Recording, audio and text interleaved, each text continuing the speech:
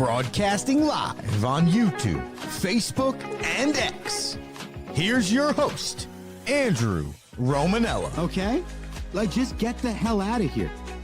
Nobody cares what you think if you're not a Mets fan.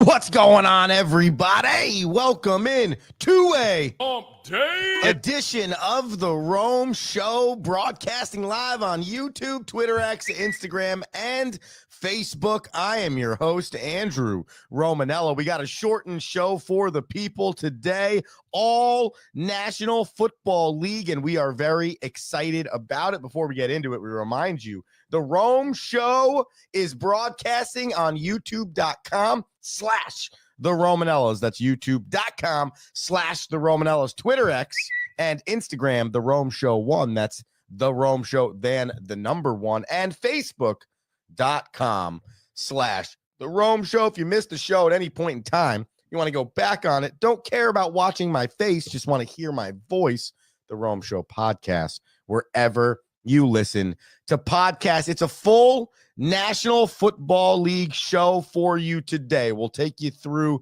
the Rome top 5 teams in the National Football League, and then we will bring you all the way around the league for some of the top stories, getting you ready for week 8, big week, middle of the season. We remind you, though, National Basketball Association has begun. Last night, game number 1 was played between the Oklahoma City Thunder and the Houston Rockets. The World Series will start on Friday, and we are in the midst of week 2 of the National Hockey League season. So there is a lot to do in the sports world. But today, we're focused on football. Let's get into the top 5 teams as ranked by Andrew Romanella, currently in the National Football League. All right, let's go. Let's get our stuff going here with number 5. That would be the San Francisco 49ers. Currently, the Niners sit at 5-2. They've only played 2 of their 7 contests with their starting quarterback, Brock Purdy. Mac Jones, who was signed as the backup for this team, has played majority of the games this season. And with all of that being said, the Niners still sit at 5-2, second in the NFC standings. Why I rank them finally in my top 5 is because Kyle Shanahan and that coaching staff. Kyle Shanahan, Robert Saleh, and that coaching staff have clearly proven that they are a difference maker. They are an X factor when it comes to scheming up against opponents and making adjustments when dealing with injury and or other. They lost Warner on the other side of the football. They didn't have George Kittle for 6 weeks. Every wide receiver I think they've ever had in the 2025 season has held out for at least 12 minutes. Pearsall's been hurt too. The only healthy person is Christian McCaffrey, which is huge. And yet they're still 5-2. And I just don't know if they're going to keep getting the respect that they deserve until really you get deep into this season. You're like, oh, I guess they are better than we thought they were just because Mac Jones was starting. My number 5 team this week in the National Football League goes to the just know how to win San Francisco 49ers. Numero 4. Let's give it to the Philadelphia Eagles. Last week, I had them around 6 or 7, and no, I didn't do that on purpose. I think the reason why I'm putting them in the top 5 this week is because of the way they responded to the 2-game losing streak. Okay, do I think that this is the best version of Philadelphia in the last probably 3 seasons that Jalen Hurts has been the quarterback? Absolutely not. But you went into Minnesota, okay, on the road after 2 straight losses to the Bucs and to the Broncos, and you handled business. We talked about it yesterday. Jalen Hurts, the first perfect passer rating of the 2025 season, a combined 300 receiving yards for Devontae Smith and A.J. Brown. Sunday, is what the Eagles should trend towards looking like. But the bottom line is this run game is nowhere near as good as this run game should be. This defense is nowhere near as good as this defense should be. And yet they are still 5-2, and they are still the defending Super Bowl champions. So much like I talked about with the Dodgers in Major League Baseball, until somebody knocks them off, until somebody proves to me that they're better than this Philadelphia Eagles team over the course of 25 weeks of National Football League play, then I will start ranking them in a different place. But until then, without the run game, though it should be better, without the elite level defense, though it should be better, and this team's still 5-2 with a pretty tough schedule, good on the Eagles, good on Nick Sirianni, and it just goes to show the place that organization is in right now. They got to do a lot to drastically change how people feel about them this season. The Philadelphia Eagles, numero cuatro team, heading into week 8 of the NFL season. Let's continue with 3. Wait. Your number 3 team is the Kansas City Chiefs. Now, I was an idiot last week, and for some reason I didn't put them on my top 5. I put them in I put them in the 4 spot. It was the Eagles I didn't put in the top 5 and the 49ers. The Chiefs, however, last week I had at the 4 spot, and I said to you the reason why they're sitting here right now is because they are the Kansas City Chiefs. I took every head coach in the league not ahead of Andy Reid. Andy Reid's my number 1 guy. And you have Patrick Mahomes. But I think what last week showed me was truly the testament to how good this team can be. And it was blanking a bad Las Vegas Raiders team. Now, do not get me wrong. That's a bad team. So there's probably 5 defenses in this league right now, 10 defenses that could blank the Las Vegas Raiders. But as it currently stands, the KC Chiefs are only giving up 17.7 points per game. They've gained 40 more first downs than their opponent on this season. They've passed for 31 more first downs than their opponents on the season. When you look at the numbers for this KC team on both sides of the ball, they are starting to form a very complete package. But I look at the defense. Okay, this defense led by Steve Spagnuolo has always, over the last few years of this elite Chiefs run, been good, but this year they feel like they're going to hit a whole new level of greatness. The only place I think they need to improve is in their run defense, where they're giving up around 105 a game, but they're giving up under 175 passing yards a game. They got 15 sacks on the season, and in 6 or 7 games played, only about 17.5 points given up. That's a really, really good defense. I'll hang my hat on that if I'm KC. By the way, when you look at the standings right now in the National Football League, and you look at the top 5s that not just me, but everyone's probably creating, it's kind of funny because the Colts are 1 in the AFC, the Patriots are 2, the Broncos are 3, the Steelers are 4, and the Bills are 5. And I don't know how many teams believe some of those teams are even close to the top 10 in the league. The KC Chiefs are 8th in the playoff standings right now at 4-3. Just a wild National Football League heading into week 8. Your number 2. It's the Detroit Lions, man. It's the Detroit Lions. They played so well last week. I thought that was a really dominating victory for them against the Buccaneers. They've won 5 of their last 6 games, and their only 2 losses are to the aforementioned Kansas City Chiefs and the number 1 team in the National Football Conference right now in the Green Bay Packers, and that was on week 1. Again, I've been talking a lot about defenses in this scenario, and that's a lot of where I start to feel confident about teams that could make a run late. This is a really good defense right now for the Detroit Lions, giving up only 21.6 points per game, 212 yards through the air, but only 87.5 yards on the ground. This is a defense in Detroit, and we've talked about a lot. That was the key.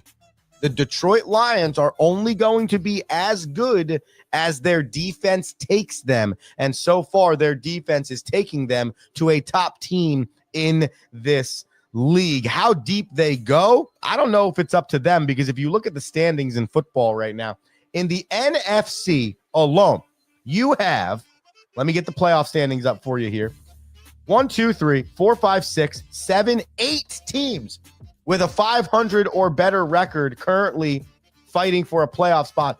And in the NFC, you have 12 teams with a 3-3 or better record, and you have 9 teams with a 4-3 or better record. My stupid math tells me that if you put all of that together, that means there are 20 teams, 20 in the National Football League that have a 500 or better record. Saddle up, ladies and gentlemen, because the last 9.5 weeks of this thing is going to be a lot of fun. Detroit Lions, Number two team friendly in the National Football League. Let's finish with our number 1 squadron. number 1. Uno. That goes to Danny Dimes or Indianapolis Jones or Indiana Jones or the quest for a winning season or whatever you want to say about Daniel Jones and the Indianapolis Colts. The facts are the facts, man. They've won 6 of 7 games they've played this year. They're on 2 separate 3-game winning streaks. Here's some of the teams they've beat: the Broncos, the Rams, the Chargers, and the Cardinals. It's not an elite schedule, but it's not the worst schedule in the National Football League. I think the other thing that's important to remember here is the type of run game that this Colts team has with Jonathan Taylor. That will travel anywhere, anytime, any time period of the year. That's a big aspect for me. I do think that their defense could improve a little bit. They feel a little bend, don't break to me right now. What do I mean by that? I mean, they give up nearly 255 yards of passing through the air, okay? But only 90 on the ground, and they've only given up 20 points on average to opposing teams. So I feel like they're one of those teams where opposing teams are going to garner some touchdowns. They're going to score 14 points probably every time we play them, but there's going to be moments in this game where they're going to be locked down. They're not going to let you gain a yard. It's going to be suffocating. And as long as the offense, led by Jones with Pittman and Jonathan Taylor and Tyler Warren, which is a legit offense, continues to prosper, this should be a team in Indianapolis that finishes at 13 wins, 14 wins, and they truly could be the number 1 seed in the National Football League heading into the postseason. When you look at the stats overall, by the way, they are number 2 in total yards per game in offense at 380.3. Number 5 in passing at 250.1 yards per game. And then when you look at the rushing numbers, I mean, Jonathan Taylor, he's just stupid. 130.1 yards per game on the ground for their team, which is good for 7th in the league. The Indianapolis Colts are your number 1 football team on the Rome top 5. If you take a look at your screen, the Rome top 5 is right there for you. If you were wondering where we went, how we've gotten here, or what we are thinking, let us know your thoughts. Head to youtube.com/the Romanellas and hit subscribe. Head to Twitter X or Instagram, The Rome Show 1, and hit subscribe. Head to facebook.com/The Rome Show and hit subscribe. But more so than anything else, give us your top 5.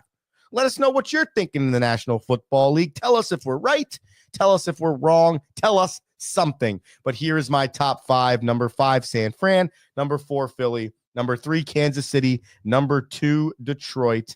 And number 1, the Indianapolis Colts. We take a quick commercial break. We come back with your update headlines in the National Football League to finish. Back after this, Andrew Romanella, The Rome Show.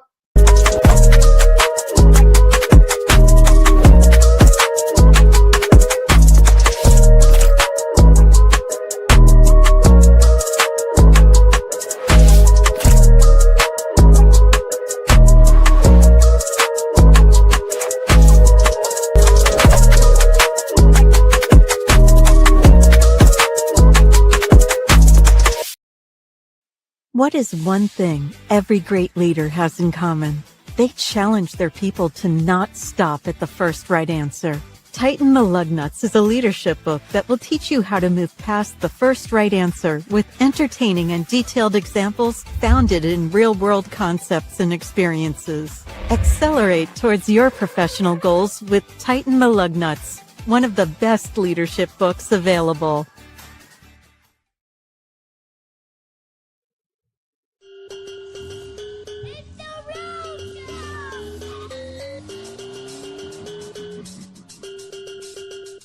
Woo! What's up, peoples? Welcome back into the Rome Show. Broadcasting on youtube.com/the Romanellas, Twitter X, Instagram, the Rome Show 1. That's the Rome Show, then the number 1, the Rome Show on Facebook. Hope you like my new Devils gear. Devils have been playing really good. I think it was a 5-2, 4-2 victory last night against the Toronto Maple Leafs. 4-1, 5-1 on the season. We got a Devils game on Friday night for my birthday. So I went out yesterday and got us some fire new gear. Jules said to me, "You going to wear that on the show?" I said, absolutely. I haven't been this excited about one of my teams in a really long time. And that might be a little exaggeratory because the Mets were in the World Series in 2015, and then they were in the NLCS in 2024. They had a playoff appearance here or there, and they've given us some excitement over the last 10 years, but I have not been as excited to root for one of my teams as I am as excited about the Devils right now. And so I felt it was time in my fanhood to go back to the drawing board and purchase some new gear to get myself right for not only the Devils game on Friday, but for the rest of hockey season, because it seems like it could be a good one in New Jersey. Let's go through our hump day headlines to finish off the show. We're staying in the National Football League, started with the New York Jetropolitans. The Jets are leaning towards starting Tyrod Taylor this weekend.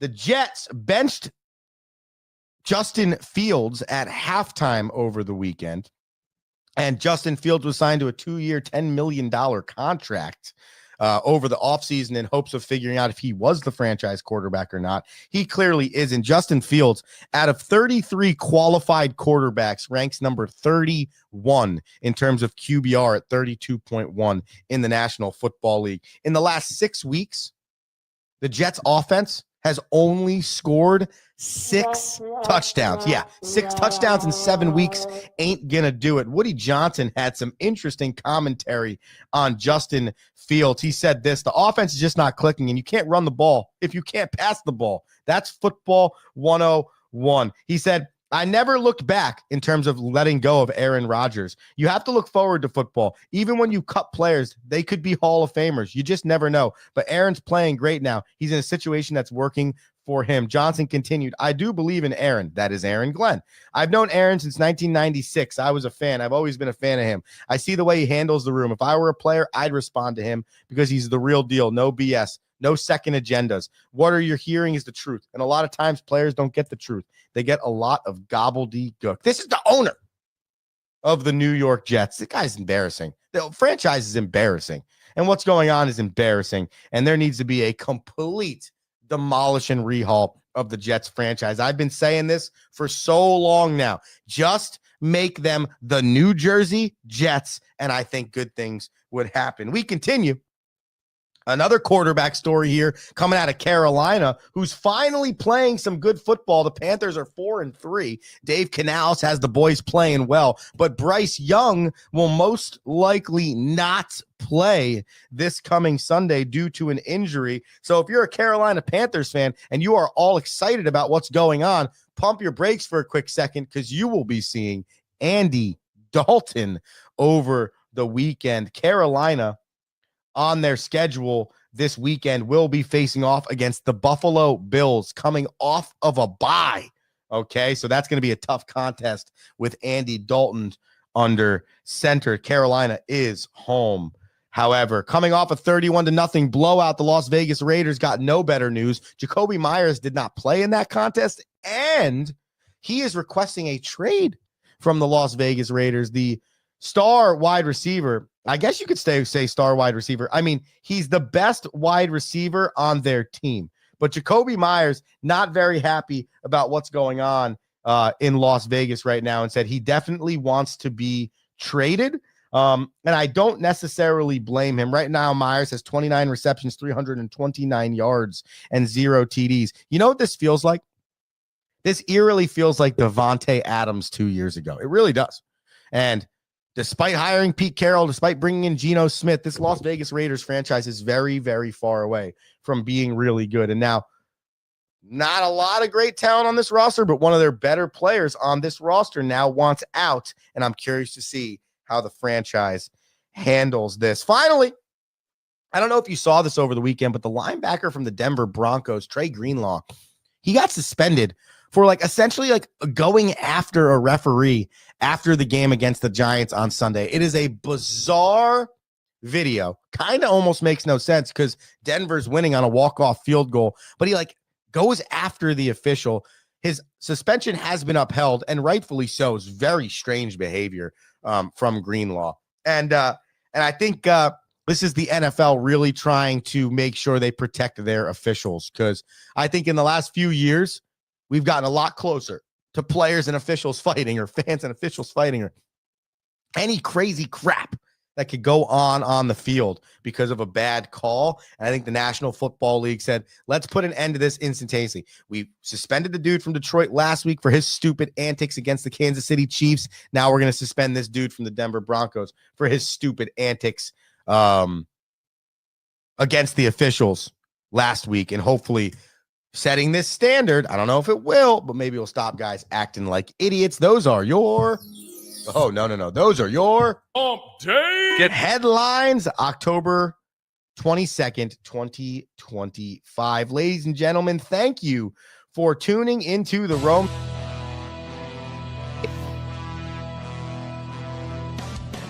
Hey, we'll be back tomorrow, hopefully with Rocky and a little bit of hockey. But regardless, tune in at 7:05. And until then, I'm Andrew Romanella, saying peace. Thank you for listening.